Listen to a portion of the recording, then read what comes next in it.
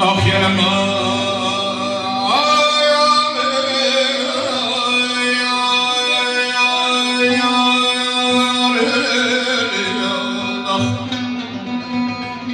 göster güzelim gülüm o gözün utansın.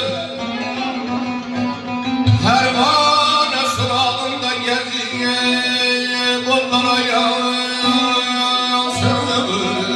Ah besli bu kadar besli gözün fitne törehli.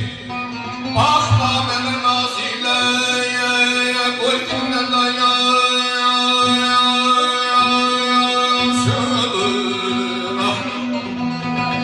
Zülfün acaba hasta yatır tersine üstte. Terdensen katına başka yere koymamansın. Ah köyümde köyümde neler var sana benim deme yorulur. Yok bir haber diyeyim derdimin karnına.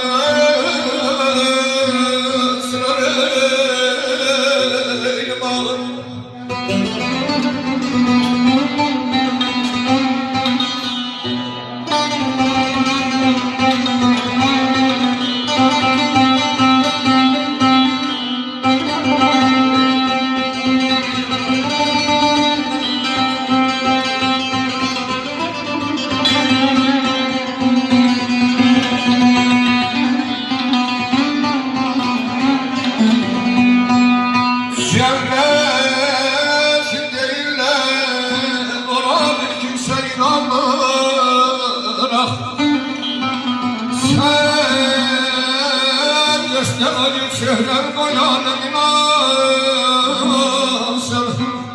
Mehdi belki figanelerden bir gödersin. Ele yütek yanem de senin zülkün uzansın. Çoktandır kara gözlerimin hasreti yenmem. Alsın gözlerim canımı söp koymayın sen. Ah